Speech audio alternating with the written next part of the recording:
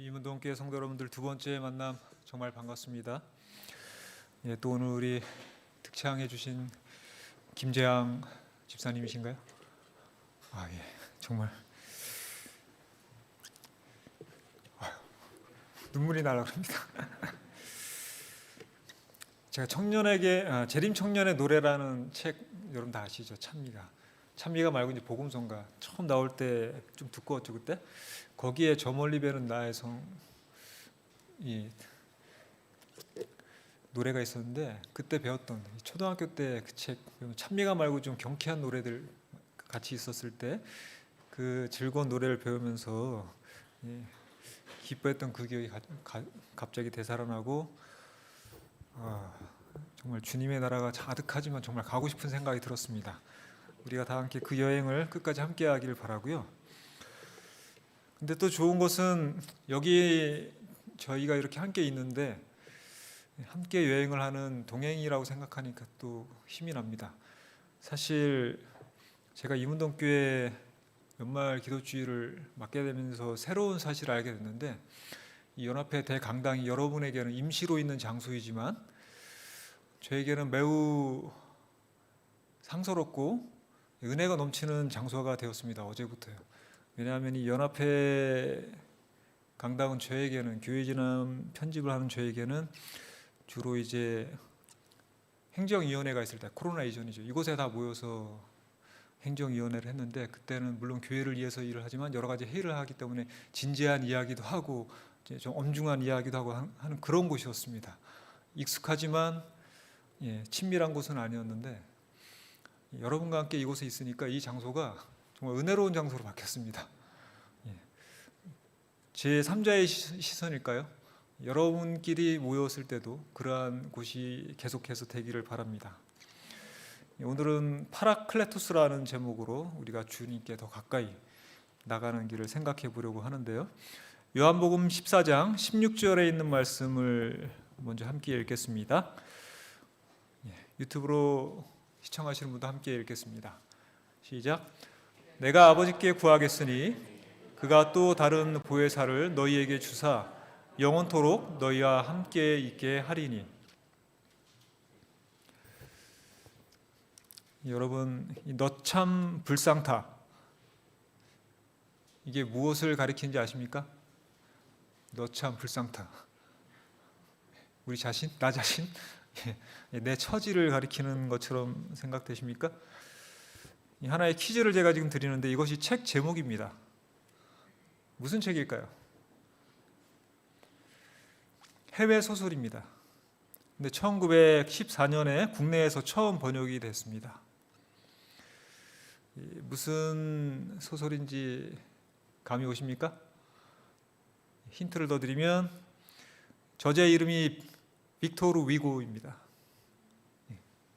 무슨 책인지 아시겠죠? 에사라고도 의역이 돼서 번역이 된 적이 있습니다. 주인공의 이름을 따서 장발장이라고도 했고요. 최근에 몇 년 전에 영화로도 제작이 돼서 인기를 얻었죠. 그 제목이 뭐였죠? 맞습니다. 레미제라블입니다. 불쌍한 사람들이라고 하는 이 프랑스어죠. 프랑스의 소설가 빅토르 위고가 썼는데, 1914년에 이 청춘이라고 하는 잡지에 너 참 불쌍타라는 제목으로 이 소설이 연재가 됐습니다. 그 다음에 1918년에는 매일 신보라고 하는 또 다른 소식지에 에사라고 하는 슬픈 역사라는 제목으로 이 소설이 연재가 됐습니다. 그 당시 언어 감각에 맞게 재미있게 잘 옮긴 것 같죠? 너 참 불쌍타, 참 재미있고 흥미를 끄는 것 같습니다. 시대별로 언어 감각이 다른데, 지금 그렇게 책을 제목을 지으면 어떨 것 같습니까, 여러분? 뭐 또 레트로라 지금도 좀 관심이 생길 법도 할 것 같아요. 너 참 불쌍타, 이게 무슨 책일까? 그런 생각도 들 것 같은데, 여러분 참 이 제목을, 같은 내용이지만 제목을 어떻게 짓느냐가 참 중요합니다. 교회 진함은 무슨 뜻인지 아세요, 여러분? 교회 진함. 교회 진함 잘 모르시죠? 진함이 무슨 뜻일까? 진함철할 때 이 진함, 자석입니다. 나침반이 자석으로 되어 있죠. 영어로 church compass라고 하고 교회의 나침반이라는 뜻인데 옛날에는 이 나침반을 진함이라고 했다고 합니다. 그래서 교회 진함으로 이름을 지었다고 합니다. 근데 그 이름은 이제 바꿀 수는 없습니다, 저희가. 근데 오늘 읽은 이 성경적으로 보면 또 우리가 알고 싶은 명칭이 하나 있습니다. 보혜사. 보혜사란 무엇을 뜻할까요? 보혜사. 보혜사가 무엇입니까? 성경에서 답을 해주고 있습니다. 요한복음 14장 26절에 보혜사 곧 아버지께서 내 이름으로 보내실 성령이라고 예수님이 제자들에게 소개하셨습니다. 그러니까 보혜사는 누구를 가리킵니까? 성령을 가리킵니다. 오늘 저희도 찬미 마지막에 하겠군요. 실수할 뻔했네요. 성령 보혜사입니다. 그런데 도대체 보혜사가 성령님인데 그 보혜사라는 말의 뜻은 뭘까요, 여러분? 혹시 아시는 분 있으십니까? 보혜사. 대충 짐작은 하실 수도 있겠죠. 한자어 같은데. 돕는 자 뭐 비슷합니다. 이 한자어의 뜻을 우리가 좀 더 풀이를 해보면 정확히 알 수가 있겠죠. 왜 보혜사라고 했을까요? 우리말로. 자, 제가 일하는 곳은 옆에 있는 시조사인데 이 시조사의 뜻은 뭔지 아십니까? 시조사. 시조. 시조는 마침이 밝았느냐, 동창이 밝았느냐, 노고질이 우진다 그런 게 아니라 시대의 징조, 때 시자 조짐 조조에서 시대의 징조를 가리키는 출판사라는 뜻입니다. 그러니까 영어로 이 Signs of the Times가 영문 시조입니다. 영문 시조의 제목이 Signs of the Times고요. 그래서 우리 잡지 중에 시조라는 것도 이 제목을 옮긴 것입니다. 일본에 있는 재림교회 출판사는 복음사라고 그분들이 부릅니다. 그런데 한국에서는 시조사, 각 민족의 어떤 이 정서가 이제 반영이 돼 있습니다. 자, 그런데요. 그럼 보혜사란 무슨 뜻일까? 한자어를 풀이하면 은혜를 보존하는 스승이라는 뜻이라고 합니다. 보월 보자 은혜 해자. 은혜를 유지하고 간직해 주는 선생님, 스승님이라는 뜻이라고 합니다. 국어사전에 찾아봤더니 보혜사 했더니 성령 그렇게 나와 있습니다. 그러니까 국어사전 찾아도 이건 답을 찾을 수가 없고 이 기독교인들이 만들어낸 말입니다. 완전히 신조어죠. 의역을 했고 또 새로 만들어낸 단어입니다. 그전에 없던 단어를 교인들이 만든 것입니다. 한국에서. 자, 그럼 왜 보혜사라고 성령님을 그렇게 표현했을까? 그럼 도대체 이 그리스어 언어로는 신약 성경 그리스어 원어로는 어떤 뜻을 담고 있는 명칭일까? 봤더니 그 명칭의 이름이 헬라어로 파라클레토스라고 합니다. 한번 발음해 볼까요? 파라클레토스. 파라클레토스입니다. 두 글자가 합쳐진 말입니다. 파라라는 말하고 클레토스라는 말입니다. 파라 많이 들어보셨을 것입니다. 여러분이 바닷가에 갈 때 해변에서 무엇을 치시고 노십니까? 파라솔이죠. 파라솔의 이 파라가 바로 옆이라는 뜻입니다. 솔은 태양입니다. 파라솔이 프랑스어인데 이태리에서도 솔을 태양이라고 하죠. 오솔레미오 하면 오나의 태양이지 않습니까? 그러니까 파라솔은 한국말로 하면 뭐예요? 우리말로 하면 양산입니다. 해를 가리는 우산이에요. 그러니까 해 옆에 있는 뭔가 가리는 겁니다. 항상 해 옆에 있는 게 파라솔이에요. 그러니까 파라는 옆에 있다는 뜻입니다. 클레토스는 무슨 뜻일까요? 클레토스는 그리스어 칼레오의 수동적인 표현이라고 합니다. 그러니까 칼레오 무슨 뜻인지 한번 짐작해 보십시오. 칼레오. 우리가 전화해서 부르는 택시를 무슨 택시라고 합니까? 콜택시라고 그러죠. 영어로 콜은 부르답니다. 콜 하면 전화하죠. 우리도 뭐 콜 그런 말도 쓰죠. 칼레오는 헬라어로 부른다는 뜻입니다. 이것을 수동적인 표현으로 칼레토스라고 변형이 되는데, 그러니까 불러냄을 받다라는 뜻입니다. 그러니까 파라클레토스는 옆에서 부름받는 어떤 존재를 말하는 것입니다. 그 분을 성령을 파라클레토스라고 그리스에서 그렇게 설명을 명칭을 만들었는데 우리나라에서는 이것을 번역하기 위해서 적당한 말을 찾다가 곁에서 부름받는 분 너무 말이 길잖아요. 그래서 이분들이 여러 고민을 하면서 만든 말 중에 하나가 보혜사입니다. 여러 표현이 있습니다. 그래서 여기 성경 영어 성경 여러 역본을 보면 에드보킷해서 옹호하는 분, 카운슬러에서 상담자, 컴포터 이것은 위로자, 킹 제임스 성경이죠. 가장 고전적인 성경. 그다음 헬퍼, 돕는 자, 아까 우리 장로님께서도 말씀하셨던 돕는 분이란 말도 있고 친구, 프렌드도 있습니다. 우리나라 번역도 그런 비슷한 표현으로 파라클레토스를 번역한 책이 많이 있습니다. 공동 번역은 협조자, 킹 흠정역, 한글 킹 제임스는 똑같이 위로자, 현대인의 성경은 보호자, 그 다음에 현대어 성경은 돕는 자, 다 좋은 뜻입니다. 그러나 원래의 뜻은 무슨 뜻이라고요? 파라클레토스. 이 말을 오늘 잘 기억하시기 바랍니다. 다시 한번 따라해 볼까요? 파라클레토스. 파라클레토스. 옆에서 부름 받으시는 분입니다.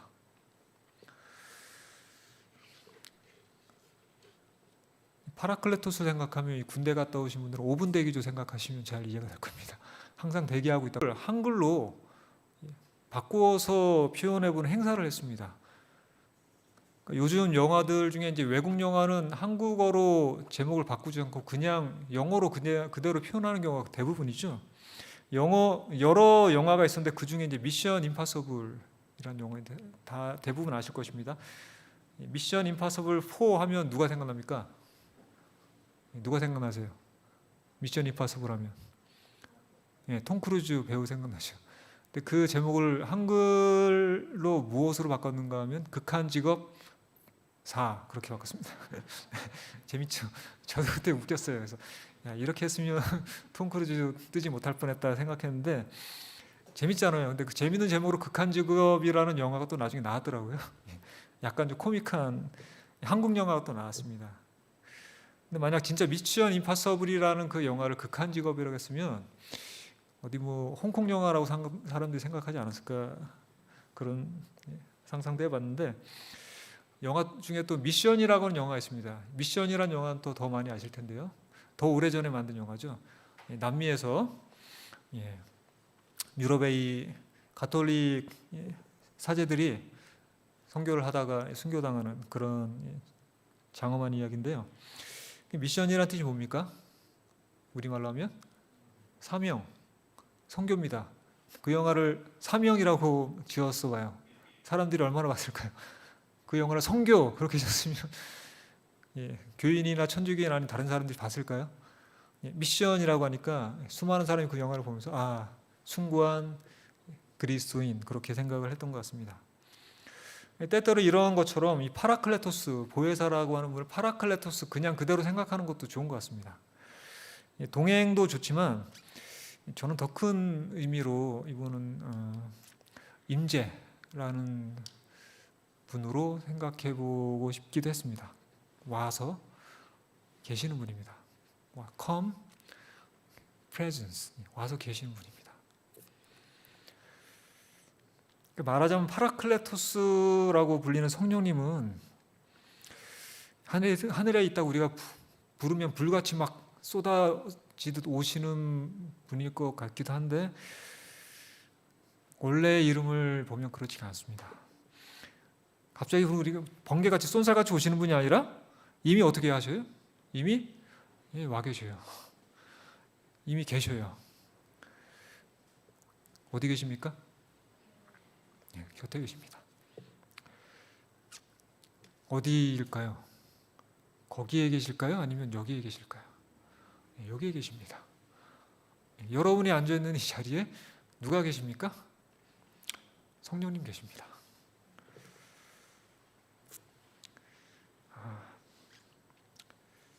근데 파라클레토스를 소개하시면서 예수님도 그렇게 설명하셨습니다. 요한복음 14장 17절에서 그는 너희와 함께 거하시며 또 너희 속에 계시겠습니다. 보혜사를 설명하면서 예수님이 그는 너희와 함께 계시는 분이다. 어디 딴 데 계시다가 오시는 분이 아니라 곁에 늘 대기하고 계시는 분이다. 너희 속에도 계신다고 했습니다. 얼마나 놀랍습니까? 그럼 옆에만 있는 게 아니라 우리 안으로 들어오십니다. 막 안팎으로 우리를 막 장악하시는 것입니다. 마치 지성소에는 하나님의 임재의 구름이 가득해서 제사장들이 어쩔 줄을 모르죠. 그것처럼 우리 안에 호흡하면 우리 안으로 막 파고 들어오는 이 공기처럼 우리를 다 감싸주시는, 우리 자신이 되어주시는 그런 분인 것입니다. 그분이 난지 내가 그분이 헷갈리는, 우리 한 덩이가 되는 거죠. 그렇게 계시는 분이 파라클레토스 성령님이신데, 그 말은 다름 아닌 누가 우리와 함께 계신다는 뜻이기도 합니까? 그것은 예수님이 우리와 그렇게 계신다는 뜻이기도 합니다. 왜냐하면 요한복음 14장 26절에서 예수님께서는 아버지께서 내 이름으로 보내실 성령이라고 이야기를 했습니다. 성령은 누구의 이름으로 아버지께서 보내신다고요? 예수님의 이름으로. 지금 예수님이 제자들에게 하시는 말씀이거든요. 아버지께서 내 이름으로 보내신 성령이 너에게 임하시면, 그렇게 이야기를 하십니다. 그러니까 예수님이 자기의 이름을 걸고 보내면 그분은 누구에 못지않은 분입니까? 예수님이 못지않은 분입니다. 사실은 예수님, 또 다른 예수님입니다. 더 정확하게 보면 요한복음 14장 16절에서 아버지께 내가 구하겠으니 그가 또 다른 보혜사를 너희에게 주사라고 아예 예수님이 표현하셨습니다. 여기서 또 다른이라는 말을 우리가 주목해 봐야 되는데요. 오늘 갑자기 그리스어를 갑자기 외국어로 배워서 여러분이 약간 머리에 쥐가 나실지 모르겠지만 의미만 잘 파악하시기 바랍니다. 그리스어 중엔 다르다라고 표현하는 이 말이 두 가지가 있는데 헤테로스라는 말과 알로스라는 말이 있습니다. 어떤 표현인가 하면 산은 산이고 물은 물이다 할 때 산과 물은 서로 다르죠? 그때는 다르다라고 할 때 헤테로스를 씁니다. 근데 우리가 목말라서 물을 마셨어요. 생수병을 하나 마셨는데 그거 갖고 다 갈증이 쉬어지지 않아요. 그래서 생수 하나 더 주세요 하고 또 다른 생수를 주세요 할 때 그 또 다른 생수는 알로스입니다. 둘 다 생수인데 하나 마시고 똑같은 생수를 또 하나 달라는 것입니다. 같은 거죠. 본질상 같은데 둘이 있어요. 그래서 같은 게 둘이 있어서 이제 다르다고, 또 다른 거라고 하지만 그 의미는 사실 어떤 뜻이에요? 둘 다 똑같다는 뜻이죠. 그게 알로스의 의미입니다. 그러니까 예수님께서 우리에게 또 다른 보혜사를 주겠다고 할 때 그 또 다른 보혜사는 똑같은 보혜사를 주겠다는 말과 똑같습니다. 똑같은 또 다른 보혜사를 너에게 주겠다. 그러면 여기에는 전제 조건이 있죠. 또 다른 보혜사, 똑같은 보혜사를 주겠다는 것은 그 앞서 보혜사가 있단 말입니까? 없단 말입니까? 있단 말입니다. 그럼 그 보혜사는 누굴까요? 누구요? 예수님입니다. 그걸 우리가 어떻게 추측할 수 있을까요? 추측할 필요 없습니다. 성경에 나와 있기 때문에. 요한일서 2장 1절에 만일 누가 죄를 범하여도 아버지 앞에서 우리에게 대언자가 있으니 곧 의로우신 예수 그리스도시라 하면서 우리의 대언자 예수님을 소개하고 있는데, 이 대언자가 똑같이 그리스어로 파라클레토스입니다. 그러니까 파라클레토스는 성령이기도 하지만 누구이기도 합니까? 그리스도이기도 한 것입니다. 그러니까 예수님이 지금 제자들에게 요한복음 14장은 너희는 마음에 근심하지 말라로 시작하시죠. 마지막 만찬 자리에서 내가 이제 너희를 떠나겠다고 할 때 제자들이 걱정하니까 걱정하지 말라고 하면서 이 말씀을 하신 것이거든요. 그러면서 성령을 약속하셨는데 내가 가지만 또 다른 보혜사 너에게 보내준다고 했습니다. 그 보혜사는 나와 똑같은 보혜사라는 뜻입니다. 그럼 예수님이 보혜사이시죠. 그런데 이것이 요한일서 2장 1절에 설명이 되어 있습니다. 근데 여러분, 예수님께서 이 땅에 오셨을 때 그의 이름이 무엇이라고 하라고 했습니까? 그의 이름은 무엇이라고 하라? 아기를 낳으리니 그 이름을, 처녀가 잉타하여 아기를 낳으리니 그 이름을 임마누엘이라 하라 그랬죠. 임마누엘이 무슨 뜻입니까? 하나님이 우리와 함께 하신다는 뜻이죠. 파라클레토스하고 똑같은 뜻입니다. 곁에 계셔서 불러냄을 받으려고 하는 분, 우리와 함께 하시는 하나님, 임마누엘, 파라클레토스 같은 뜻입니다. 그러니까 예수님이 지금 누구를 보내주겠다는 말입니까? 내가 떠나지만 나를 너에게 보내주겠단 말이에요. 이게 무슨 정말 놀라운 말입니까? 홍길동보다 더한. 그러면서 내가 떠나면 너에게 더 유익이라고도 말씀하셨어요. 왜냐하면 나는 인간의 몸을 쓰고 장소에 한정되어 있지만 성령은 장소에 공간에 제한을 받지 않으신다고 했습니다. 그러니까 내가 온 세상에 너희와 같이 있을 것이 너희들과 함께 있겠다 그 말을 하시는 것입니다. 그러니까 하나님은 무엇을 좋아하시는 분인 걸 알 수 있어요? 우리야 같이 있기를 좋아하시는 분인 걸 알 수 있습니다. 그게 하나님 아버지 아들 성령 하나님의 특징입니다. 아담이 죄를 짓고 하와와 함께 숨었을 때 하나님이 뭐라고 하셨습니까? 아담아 내가 어디에 있느냐? 왜 찾습니까? 같이 있고 싶어서 찾죠. 같이 없으니까. 내가 그들 중에 거할 성소를 나를 위하여 짓되, 성소를 지을 때 이스라엘에게 누구를 위하여 지으라고 하셨습니까? 나를 위해서. 성소 하나님이 필요합니까? 우리가 필요합니까? 죄인인 우리가 구원받기 위해서 죄의 문제를 해결하기 위해서 필요한 것이 성소인데 하나님은 그것을 누구를 위하여 지으라고 하셨습니까? 나를 위하여. 왜 그렇게 말씀하셨습니까? 우리 함께 있고 싶어서 그래요. 그게 우리를 위한 것이 자기를 위한 것입니다. 그게 하나님입니다. 그렇게 오신 아들 하나님이 임마누엘, 예수 그리스도이고 지금 그 예수님이 십자가를 앞두고 나는 이제 갈 텐데 하면서 너에게 또 다른 보혜사, 또 다른 나를 보내주겠다. 파라클레토스를 하고 소개하시는 분입니다. 그분이 바로 성령이신 것입니다. 근데 하나님의 교회에서는, 하나님의 교회 아시죠? 안상홍을 그리스도라고 생각하는 하나님의 교회에서는 이 또 다른 보혜사를 가지고 또 다른 보혜사, 그러니까 또 다른 성령 아니냐, 그러니까 성령님이 있고 또 다른 성령인데 그 성령이 안상홍이라고 얘기하는데 그것은 성경을 잘 모르는 무지한 해석입니다. 그래서 또 다른 보혜사는 원래 보혜사는 예수 그리스도예요. 그 외에 또 다른 보혜사 성령을 말하지 보혜사 성령인데 또 다른 보혜사니까 또 다른 성령 안상홍 아닙니다. 자, 놀랍습니다. 예수님이 승천하셨는데 우리에게 예수님이 계십니다. 그러니까 제자들은 뭐 할 필요가 없어요? 걱정할 필요가 없습니다. 우리 안에 계시고 우리 각자 안에 모두 안에 예수님이 계시고 어디나 예수님이 계시고 그래 걱정할 필요가 없는데 언제도 그렇습니까? 지금도 마찬가지입니다. 우리 여러분과 제가 있는 여기도 마찬가지입니다. 시간과 공간을 초월하시는 성령께서 계시기 때문에 여러분 그런 놀라운 역사가 사도행전의 불로 표현되어 있는 것입니다. 여러분 예수님이 우리와 함께 계십니다. 놀랍지 않습니까? 우리 예수님 만나고 싶죠. 저 멀리 배는 시원서 가고 싶어요. 정말 아득한, 놀랍게도 그 길을 우리가 함께 여행하는데 그 가정에도 예수님이 우리와 함께 계십니다. 참 신비로운 분입니다. 제자들이 그분 때문에 힘을 얻어서 복음을 전한 것 아닙니까? 여러분 예수님이 그렇게 계신 게 여러분 좋습니까? 그 예수님을 여러분 오늘 만나야 하지 않겠습니까? 만나시기 바랍니다. 예수님이 다른 데 계시지 않고 불러내 받으려고 기다리고 계십니다. 걱정할 필요가 없습니다. 예수님과 함께 있는 것을 싫어했던 사람들도 있어요, 없어요? 있었어요. 누구는 싫어했죠? 바리새인들하고 대제사장들하고 종교 지도자들, 랍비들은 예수님이 있는 걸 싫어했습니다. 불편해했습니다. 누구는 좋아했습니까? 어린이들은 좋아했고 그 아이의 어머니들은 좋아했고 세리와 창기들이 좋아했고 어부들이 좋아했습니다. 제자들이 좋아했고 좀 거칠게 살고 잘 배우지 못했지만 좀 무식하기도 하지만 투박하고 고지식하지만 그러나 순수했던 사람들은 예수님을 다 좋아했습니다.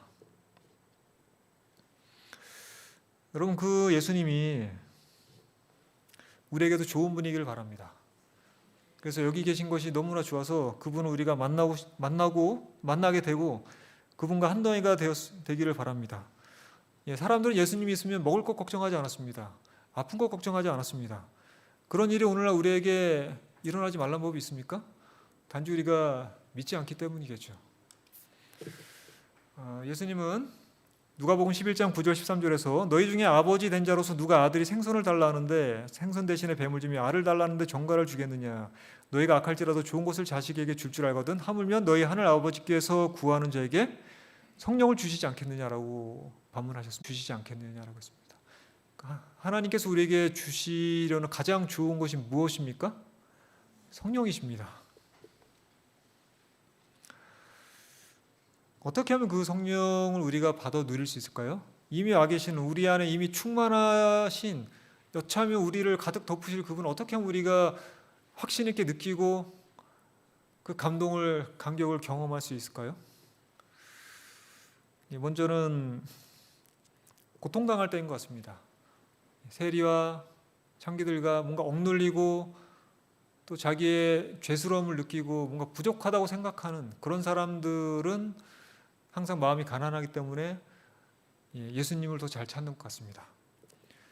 그리고 어떤 충격적인 일을 당했을 때, 놀라운 사고를 당했거나 했을 때 우리의 인식의 이 차원이 갑자기 달라져서 이 하나님의 영이신 그분을 찾게 되고 느끼게 되는 것 같습니다.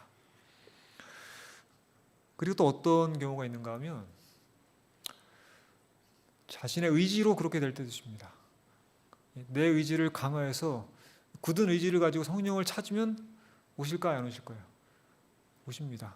잘 느껴지지 않고 나에게 뭐 특별한 일이 없어도 평범하고 내 몸이 건조하고 삶이 너무 지루하고 권태롭다고 할지라도 애써서 찾으면 그분이 오실까요? 안 오실까요? 오시는 것입니다. 그 타이밍은 우리가 알 수 없습니다. 그런데 오시더라고요. 얼마 전에 저하고 같이 일하는 이 시조사에 일하는 목사님 한 분이 이제 저희 사택에 같이 사는데 가족들이 다 멀리 이제 어디 떠나 있느라고 목사님 혼자 계셨어요. 저하고 오랫동안 일을 한 분이라 이제 정이 들었는데 혼자 있으니까 가끔 혼자 있으면 저희 집에 와서 저녁을 같이 먹기도 했어요. 그래서 제 아내에게 목사님 한동안 혼자 있게 됐어 그랬더니 언제 한번 저녁 와서 드시라고 해요. 그래서 어느 날 이야기를 했습니다. 목사님 오늘 저녁 우리 집에서 같이 식사합시다. 그랬더니 아유 뭐 호랍이 됐다고 챙겨주는 거야? 그러면서 좋아하더라고요. 그래서 이제 저녁을 먹기로 했는데 그 목사님이 외출을 갔다가 한 4시 반이 됐는데 저는 이제 얘기를 해놨죠. 아내에게 오늘 목사님 저랑 우리하고 같이 저녁 먹기로 했어. 그랬더니 아유 그래? 갑자기 준비해야겠나 하면서 제 아내가 이제 바빠졌는데 그런데 4시 반에 갑자기 목사님이 전화가 왔습니다. 김 목사 내가 갑자기 급한 일이 생겨서 7시까지 못 가게 생겼어. 미안해서 어떡하지? 다음에 식사를 해야겠어.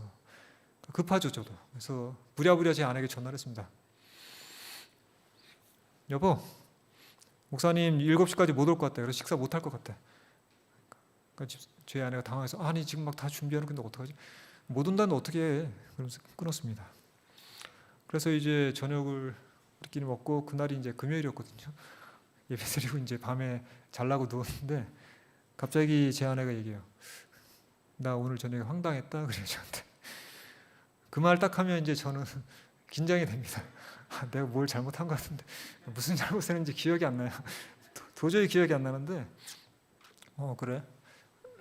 뭐 때문에 이제 자신 없이 물어보면 아까 저녁 말이야 그러면서 당신이 목사님하고 식사 같이 하기로 했다고 나한테 빨리 준비하라고 전화했잖아. 그지? 그리고는 4시 반 돼서 내가 갑자기 부랴부랴 다 준비하면서 열심히 다 준비하고 내가 갑자기 전화하더니 당신이 목사님 오늘 7시까지 못 온대. 식사 못 한대. 왜? 아유 준비 다 했는데 그래 그렇게 돼서 하면서 끊어 하면서 화난 것처럼 끊었잖아. 그래서 사실 저는 화나는 건 아니었어요. 그냥 급해서 제 아내가 준비하고 있을까봐 빨리라도 전화를 해서 해결을 하도록 조치를 하도록 하려고 급하게 얘기를 하고 끊었는데 제 말투가 항상 그렇습니다. 아내가 이제 전화를 받고 나서 뭐지 그랬대요 속으로. 나는 이제 갑자기 전화 와서 열심히 준비하라고 해서 힘들게 준비하는데 나중에 또 전화를 해서 못 온대 준비 안 해도 돼 끊어. 나한테 지금 왜 화를 내지? 그런 생각을 계속했대요. 저는 근데 전혀 그런 게 아니었거든요. 그래서 그 순간 제가 생각했습니다. 난 그런 게 아니었는데 라고 말하려고 하다가 그렇게 말하면 안 되겠다는 생각이 들었어요. 그랬구나. 미안해. 그렇게 생각했어요. 그랬더니 누그러지더라고요. 그럼 그때 제가 성령님이 함께 하신다는 것을 느꼈습니다. 아무 일도 아닌데 옛날 같으면 제가 내가 그런 뜻으로 이야기한 게 아니고 하면서 막 따졌을 거예요. 그런데 그 순간에 그럴 수도 있겠네. 그런 생각은 못했네. 미안해하고 지나가니까 아무 일 없이 지나갔습니다. 물론 좀 속은 상했겠죠. 성령님은 어떻게 임하기도 하시는가 하면 우리의 의지를 통해서도 임하십니다. 물론 성령께서 우리를 건드리십니다. 그때 우리는 어떻게 해야 합니까? 어느 순간 건드리실 때가 느껴질 때가 있습니다. 그럼 그때 우리가 어떻게 해야 합니까? 거부하지 말아야 됩니다. 열어야 합니다. 확 열어버리고 굴복하는 것입니다. 주님께서 저를 마음대로 하십시오. 주님께서 저를 움직여 주십시오. 그렇게 할 때, 그래서 우리가 어렵거나 힘들 때, 내 자신의 부족함을 느낄 때, 충격스러운 일을 당할 때는 그런 어떤 이 영적인 상황이 빨리 인식이 되지만 그렇지 않을 때도 우리 안에서 정말 우리가 찾으면 성령께서 함께 하시더라고요.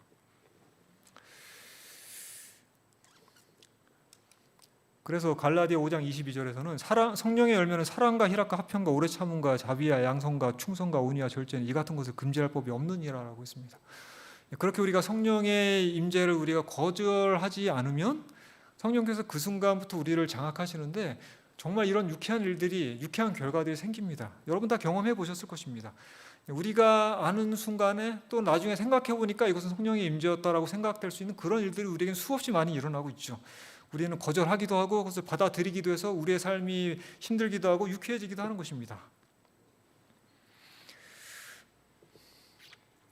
여러분 이런 이 성령의 열매, 우리가 사랑하고 희락하고 화평하고 오래 참은 거 우리가 억지로 안 됩니다. 몰라서 못하는 게 아닙니다. 그러나 성령의 임재를 우리가 거부하지 않으면 그렇게 하게 됩니다. 오늘 우리가 그 성령의 임재를 경험하는 저녁을 보냈으면 좋겠습니다. 리뷰 앤드 헤럴드 1886년 3월 30일자에는 여호와의 눈이 우리를 향하시고 그분의 귀가 우리의 기도를 들으신다고 의식할 때에 참된 만족감이 생긴다고 했습니다. 마음의 비밀을 다 털어놓을 수 있는 변함없는 친구가 우리에게 있다는 자각이야말로 말로 표현할 수 없는 특권이라고 이야기를 하고 있습니다. 그런데 이게 잘 안 될 때가 많죠. 우리는 너무나 편안하거나 또 너무나 화가 나거나 우리 자신이 자아가 살아있거나 그럴 땐 그게 잘 안 됩니다. 그러면 어떻게 합니까? 여러분 성령을 열심히 찾으십시오. 그 타이밍은 몰라요. 언제 어떻게 임할지는 모릅니다. 여러분 우리가 흔히 알듯이 모차르트나 그런 천재 음악가는 순식간에 이 명곡을 만들어냈다고 하는데 학자들이 보니까 그렇지 않다고 합니다. 그런 사람은 항상 그런 악상이라든가 그 악보를 항상 생각하고 머리에 늘 가지고 있다가 어느 순간 딱 플러그 점화가 되면 불꽃이 탁 일어나면 머리에 있던 것이 좌르르 나온다는 것입니다. 항상 그 안에 뭐가 있었어요? 그 노래가 들어있던 음악이 들어있었던 것입니다. 그렇게 항상 찾으면 어느 순간 스위치가 딱 켜지면 성령께서 우리를 장악하실 때가 있습니다. 근데 그것은 우리가 알 수 없습니다. 그 타이밍 우리가 알면 성령님이 우리가 부리는 분이 되죠. 그러나 그렇지 않죠. 성령께서 적절한 때에 작용하십니다. 그럼 우리는 열어드리면 됩니다. 엘렌 G. 화이트는 시대서만 672쪽에서 우리는 성령을 사용할 수 없다. 성령께서 우리를 사용하시는 것이다. 그러나 여기에 복종하지 않는 사람이 많을 것이다 라고 했습니다. 그것이 문제입니다. 성령께서는 우리를 마음대로 사용하시고자 합니다. 그때마다 우리가 스위치를 좀 열어주십시오. 우리 자신을 스스로 관리하려고 하지 말고 하늘의 선물을 받기 위해서 우리 자신을 열어놓으면 겸손하게 하나님을 섬기면서 그분의 지도와 은혜를 찾으면 성령을 받을 수 있습니다. 이 마지막 줄이 참 인상적이죠? 같이 읽어볼까요? 하나님의 능력은 그들에게 요청받고 환영받기를 기다리고 있다. 오순절이 되기까지 제자들이 얼마 동안 기도했습니까? 열흘 동안 기도를 했는데 성령님이 임하기를 그들이 참고 기다렸습니다. 그렇습니까? 사실 누가 기다리셨을까요? 성령께서 기다리실 것입니다. 그들이 성령을 받아들일 수 있기를 기다린 것입니다. 그들은 무엇을 했습니까? 그 기도 기간에 회개했습니다. 사도행전에 보면. 그리고 전도할 수 있게 해달라고 기도했습니다. 그들의 마음이 그러한 회개의 정신과 용서의 정신과 성계의 정신으로 막 부풀어올 때 성령께서 확 임하신 것입니다. 여러분 성령의 손길에 성령께서 부리시는 그의 손길에 우리 자신을 다 바칠 수 있기를 바랍니다. 그렇게 하기 위해서 이런 시간들이 주어진 것 아닙니까? 그렇게 하기 위해서는 시간이 필요합니다. 우리에게 오신 그리스도의 영이라고 하는 책을 쓰는 리로이 푸른 목사님은 재림교 목사님이죠. 우리의 시험이란 기도, 연구, 영적인 명상에 필요한 시간도 없이 계속적인 활동을 하는 것이라고 했습니다. 우리가 받는 시험이 뭔가 끊임없이 활동을 하는 것입니다. 영적인 어떤 시간 없이 활동하는 것입니다. 우리는 밤새도록 수고하여 아무것도 잡지 못하고 지친 제자들처럼 열렬하게 일한다. 그러나 새벽 동이 트면서 그들의 빈 그물은 주님의 특별한 지시와 직접적인 임재로 수분 만에 채워졌다. 밤새도 되지 않았던 것이 주님께서 임하시니까 수분 만에, 단 몇 분 만에 이루어진 것입니다.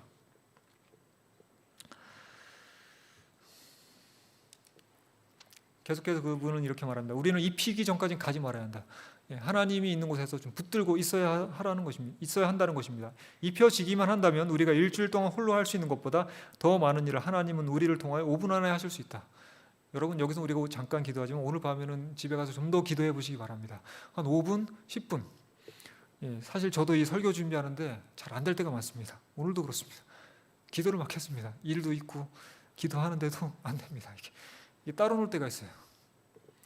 어느 순간 제 마음을 하나님께서 터치하실 때가 있습니다. 여기 와서 여러분을 보고 함께 찬미하고 우리 집사님 기도하시고 또 우리 집사님 찬미 특창하실 때 점점 성령께서 저를 감동시키시는 그 느낌을 제가 받았습니다. 아까는 아니었어요. 근데 맡겼어요. 그러니까 순간이 되면 성령께서 일을 하십니다. 그래서 우리가 하는 게 없습니다. 사실은 놀라운 일들은 우리와 함께 계신 예수님께서 하시는 것입니다. 그래서 우리에게 그분이 오실 수 있는 시간이 필요하고 그런 장소들이 필요한 것입니다. 워밍업이라고 그러죠. 그냥 뭐 금나라 툭탁해서 되지는 않는 것 같아요. 아까도 말씀드렸지만 그 타이밍은 우리가 알 수 없습니다. 왜냐하면 성령께서 마음대로 하시기 때문에 바람이 어디서 와서 어디로 가는 줄은 알지 못합니다. 그러나 그 순간이 되면 우리가 그분을 받아들일 수 있도록 항상 젖어 있어야 되고 열려 있어야 되는 것, 그것이 중요하겠죠. 이 건축 중에 이 데드 스페이스라고 하는 건축의 공간이 있습니다. 빌딩이나 큰 건물을 지을 때도 아무것도 안 하고 사용하지 않는 공간이 있죠. 그냥 화분 하나 딱 갖다 놓고 의자 하나 갖다 놓고 로비 같은 데도 법으로 그렇게 정해져 있다는데, 이 데드 스페이스가 왜 중요한가 하면 그런 데드 스페이스, 죽은 공간, 우리는 수납을 꽉꽉 채우려고 하지만 그런 빈 공간을 놔둠으로써 건물 전체가 숨통이 트이는 것입니다. 실만한 곳이 되는 것입니다. 모던 시대의 교회는 가라라는 책에서 레너드 목사님이 그것은, 이 데드 스페이스는 특별히 용도가 있는 사회적 공간이 아니며 신경 써서 꾸민 것도 아니고 그저 한가한 은신처일 뿐이다. 하지만 죽은 공간은 건축에 생명을 불어넣는다라고 하면서 우리의 삶의 시간에 이 죽은 공간과 같은 시간이 필요하다고 이야기했습니다. 재림교인들은, 안식일을 지키는 재림교인들은 특별히 그런 경험을 더 많이 해야 되는 사람, 하고 있어야 하는 사람인 것입니다. 여러분이 안식일에, 죄송합니다. 이 화요일 저녁에 기도로 모인 이 시간에 성령께서 우리의 비워둔 공간을 통해서 함께 하시고 또 이 밤에 성령께서 여러분에게 더 충만하게 임하기를 바라면서 말씀 마치겠습니다.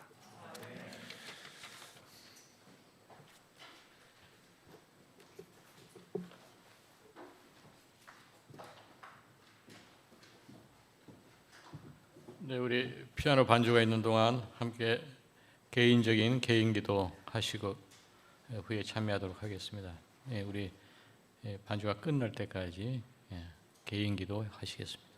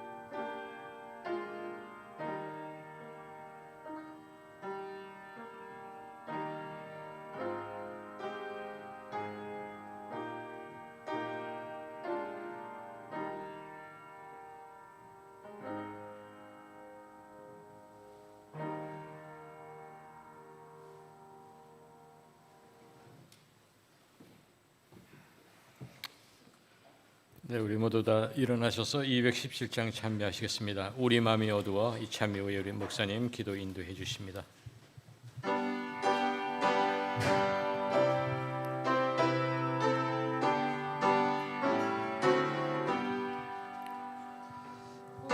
우리 마음이 어두워 주를 보지 못할 때 생명빛을 주소서. 성령 보혜사 이은 영을 찾으며 상한 자를 고치고 죄인 인도하소서. 성령 보혜사 우리 마음의 평강을 이슬같이 내리사 열매 맺게 하소서. 성령 보혜사. 하늘에 계신 아버지 하나님, 저희를 지으시고 저희와 함께 있기를 좋아해 주셔서 감사를 드립니다. 우리에게 아들 예수 그리스도를 보내주시고 또 그를 통하여 우리에게 성령님이 늘 함께 하셔서 우리의 필요한 모든 것을 다 채우시고 우리가 모든 것을 말할 수 있고 고백할 수 있고 찬양할 수 있고 또 함께 노래할 수 있게 해주시니 감사를 드립니다. 우리의 삶이 그렇게 되게 해주십시오. 옆에 와서 계시는 그분이 우리 안에 임하시도록 우리도 언제든지 성령의 두드림을 받아들이기 위해서 기다리는 자가 되게 해주시고 사탄이 우리의 주의를 빼앗고 우리의 눈을 산만하게 하여 세상 걱정과 여러 가지 근심과 감정으로 우리의 마음을 바람처럼 휩쓸어 놓을 때 성령의 바람이 우리를 휩쓸어 갈 수 있도록 성령을 찾는 전쟁에서 예수 그리스도를 만나는 전쟁에서 승리할 수 있게 해주시고 이 저녁도 그렇게 그런 경험을 하게 해주시길 바라며 예수님 이름으로 기도합니다.